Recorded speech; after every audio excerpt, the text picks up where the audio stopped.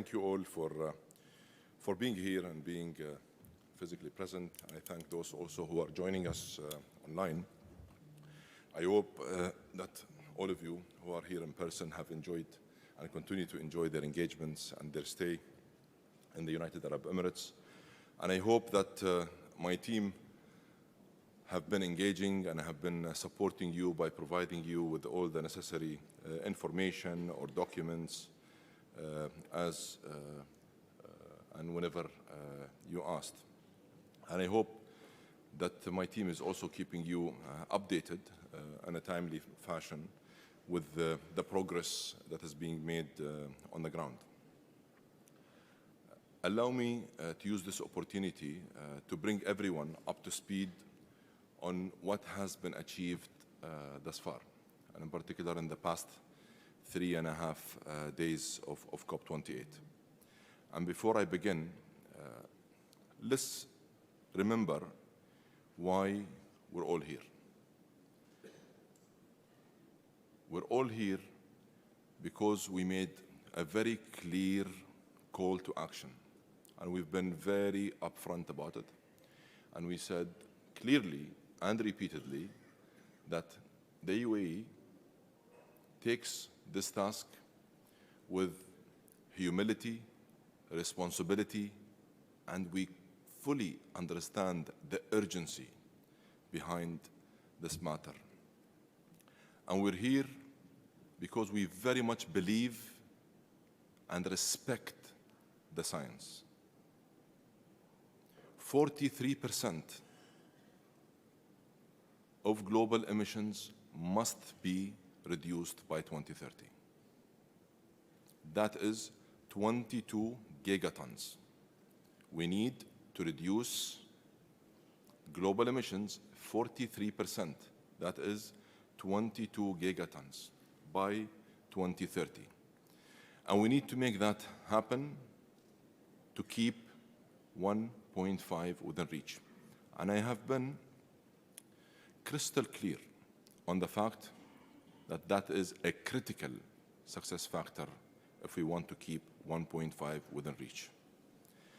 Let me say from the outset that everything this presidency has been working on, continues to work on, is focused on and centered around the science. And I have been crystal clear on that point. And every opportunity I had with many around the world and all of my public engagements, I have always been very clear on the fact that we are making sure that everything we do is centered around the science. I am approaching this task, as I said, myself and my team at the COP28 presidency, with full understanding of what is at stake. We did not in any way underestimate or undermine the task at hand. We understand fully the urgency, and we understand the responsibility that we have taken on board. In the first 4 days, I believe we have already set a high bar for delivery. And there is a real sense of momentum, traction, positivity, and excitement. I also can tell you that there is real hope out there across the site and across everyone I came across. There is real hope and optimism that this is a major inflection point, and we cannot miss the opportunity. This is our opportunity to deliver real, tangible paradigm shift that will course correct and put us on the right track of keeping 1.5 within reach. In fact, I must say, a special thing is happening here at COP28. a special thing is actually happening here in Dubai. We voted on and supported and adopted the agenda in the first hour of the first day of COP. In the 12 COPs I have personally participated in, and I'm sure in this room there are people that have participated in many more than only 12 COPs. Never ever did we see the agenda get adopted on day one, let alone first hour. Parties then came together on the first day to make a historic decision. That's history. In fact, it's a breakthrough agreement on loss and damage. And we didn't only operationalize it, but we began filling it. And that's what I have been repeatedly saying. Our task is not only to operationalize it and establish or create an empty bank account. No, we made a promise. We want to operationalize it, and we want to agree the funding arrangements and start filling it. And that's exactly what happened. And again, that's the first time in any COP, on day one, such a decision gets adopted. This is historic. These are success stories. No one can deny those. It is also worth reminding everyone that the loss and damage was in real danger of not happening at all until we made a bold call and we requested to convene a special session in Abu Dhabi to get it over the line. And this happened right after the pre-COP in the beginning of November. TC5 was never part of the agenda or part of the plan. But we took that bold decision to ensure that we give it our best shot and we utilize and capitalize on our abilities, expertise, network, partners, relationships to get it over the line. And yes, we got it over the line with the help and support of all parties. We also brought together the US and China in an unprecedented commitment to an economy-wide reduction of methane and other non-CO2 gases. These gases are over 80 times more damaging than CO2. Tackling methane will have massive near-term impact on keeping 1.5 within reach. And that's why I am putting it at the top of my agenda. In fact, it has been one of my top priorities as the COP presidency. And we made it be very high and a top priority for everyone. And that's why we're able to make progress. I am pleased to say that we have also mobilized over $57 billion in new pledges and commitments only in the first 4 days.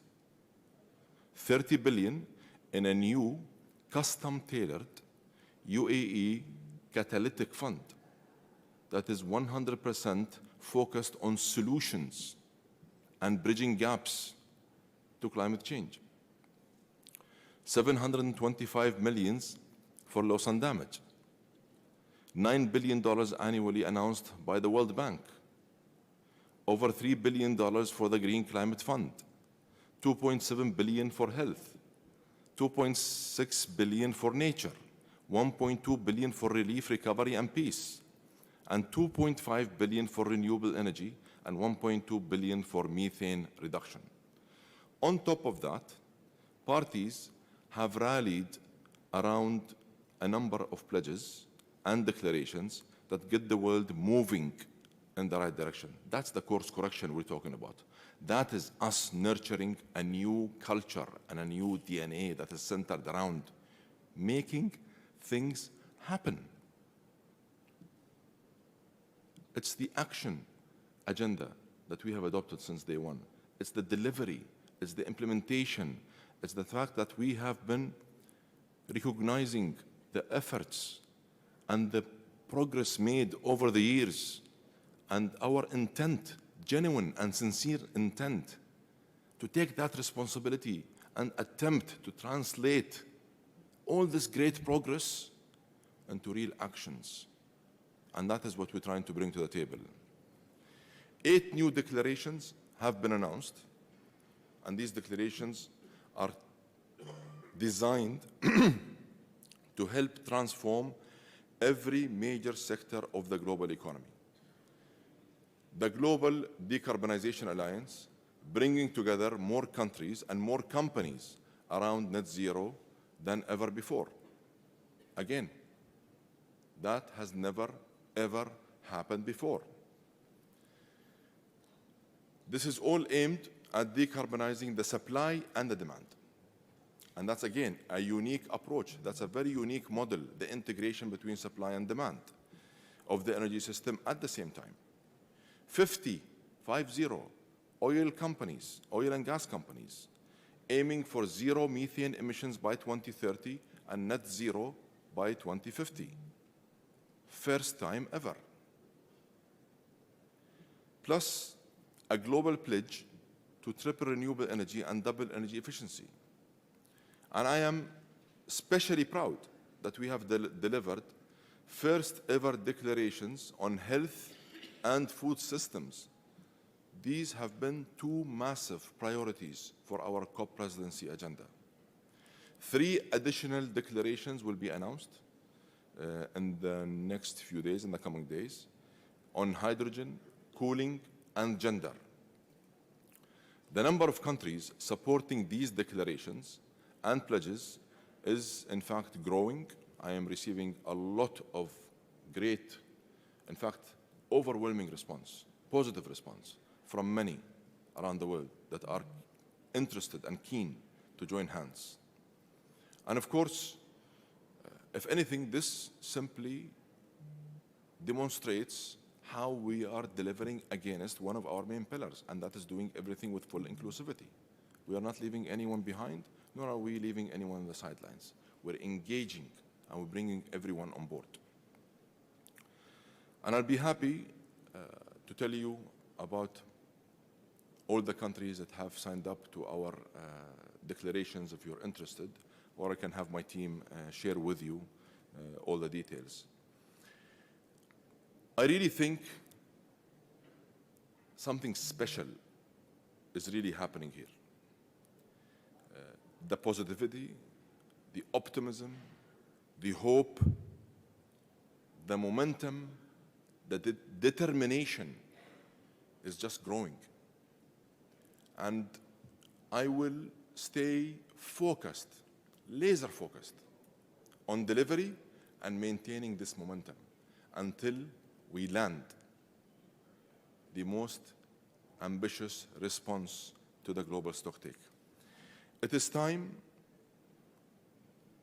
for us to seriously cooperate, collaborate, unite. It is solidarity that is needed at this point in time if we're serious about addressing this. It is time that we deliver the highest ambition response to the global stocktake and keep 1.5 within reach. And of course, I am excited. I am more determined than ever before, and I do look forward to rubbing shoulders against everyone, working with everyone, rolling up my sleeves, and working very closely with the negotiators to get this job done. And before I hand over to my colleague Shauna, allow me to say how grateful I am and appreciative for the relationship we have been able to establish with the IPCC and with my very dear colleague Jim, who has been very instrumental in helping us develop and shape our vision and our agenda and our strategic imperatives, as well as our detailed strategy and objectives, and the fact that we have always built everything, every step of the way, on the science, on the facts, and on the figures. I thank you. Thank you, Dr. Sultan. If I can open the floor now to questions. Do we have some microphones that we could... Lady here in the third row back, right in front of me. And if I could ask each person, please, to identify themselves, their outlet, and please limit it to one short question in the interests of time. Thank you very much. Thank you very much. Lucy Cormack from the Sydney Morning Herald in Australia. Dr. Sultan, if I may, reports in The Guardian of your comments that there is no science behind calls to cut fossil fuels. Do you maintain this, and do you accept that language like this and talk of people living in caves could contribute to a loss of public confidence in this COP outside of the negotiating bubble here on site? Let's talk delivery. Let's talk progress. Let's talk momentum and traction. Let's talk about facts on the ground. Let me just say this about the media reports without naming anybody. The media reports on a conversation I had with a person I have a great deal of respect for, and that is Mary Robinson. I have incredible respect for Mary Robinson, and I have a great deal of respect for everything she has been able to accomplish and achieve over the years. And when I received, in fact, I was very honored to receive her invitation to participate and speak in a discussion around climate and gender. Climate and gender. That was the topic that I was invited for, and I very much appreciated and respected the invitation, and that's why I did not even blink. I accepted it right away. And let me just clarify where I stand on the science. I hope this time it gets picked up, because what I'm saying today, you have access to all of my public engagements. It's there. I'm not going to say anything new.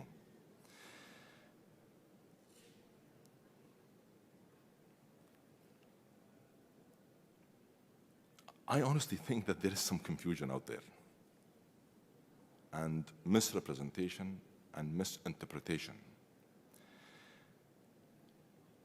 And to address this question right, let me first introduce myself to you. I'm an engineer by background. It's the science and my respect to the science and my passion about the science, and it's about my conviction to the science that have enabled me to progress in my career. I'm an economist by background, and by combining my passion for science and my engineering background and supplementing that with business and economics skills, I was able to progress in my career. So science has been central to my own career progress. And yes, I respect the science in everything I do. And I respect and trust numbers and figures. Science has guided my life. This is a fact. And I have repeatedly said in many occasions and in many different platforms that it is the science that have guided the principles of our strategy as COP28 presidency. And I've been very crystal clear about that, and I hope that this time I am clearer in getting this message across. The science says that we must get to net zero emissions by 2050, and we must reduce emissions by 43% by 2030, and that is to reduce 22 gigatons, the one I just referred to, in order for us to be able to keep 1.5 within reach. And I have been very clear that my job in this mission is to ensure that my North Star continues to be, and that we stay laser focused on our North Star, and that is keeping 1.5 within reach. And that will not change. That will not change. In fact, if anything, you will only see my North Star more shining, because that's how much I care about keeping focus on my North Star. I have said over and over that the phase down and the phase out of fossil fuel is inevitable. In fact, it is essential. And this transition is, in fact, essential. And it needs to be orderly, fair, just, and responsible. And it needs to be well managed. So, allow me to say that I am quite surprised at the constant attempt to undermine this message. I can't not be clear about it. I am quite surprised with the constant and repeated attempts to undermine the work of the COP28 presidency and the attempts to undermine the message that we keep repeating when it comes to how much we respect the science and how we ensured that the science is what dictates our strategy for our strategic imperatives and the objectives we want to deliver at COP28.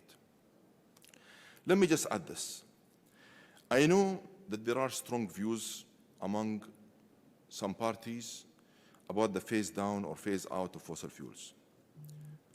And allow me to say this again. This is the first presidency ever to actively call on parties to come forward with language on all fossil fuels for the negotiated text. This is the first ever presidency that does that. How come this doesn't get picked up or mentioned? This is a reality. It's a fact. I have said this repeatedly in my public engagements. At the pre-COP, I said very clearly that we, as the COP28 presidency, are extending an open invitation to all parties to come forward with common grounds and consensus when it comes to this language. And yes, I am engaging with all parties. And yes, I am encouraging them to do so. And I said the same many times. And I said it even again in my opening remarks at COP28. But guess what? It was barely picked up. Barely. But one statement taken out of context with misrepresentation and misinterpretation, it gets maximum coverage. Again, I respect facts, I respect numbers, and these are the facts on the ground, unfortunately. I have called on parties many times to find common ground, build consensus, and come to me with language that will work with all parties. This presidency is committed to delivering the highest ambition GST possible. If anything, I need your help. Please help me get this message across.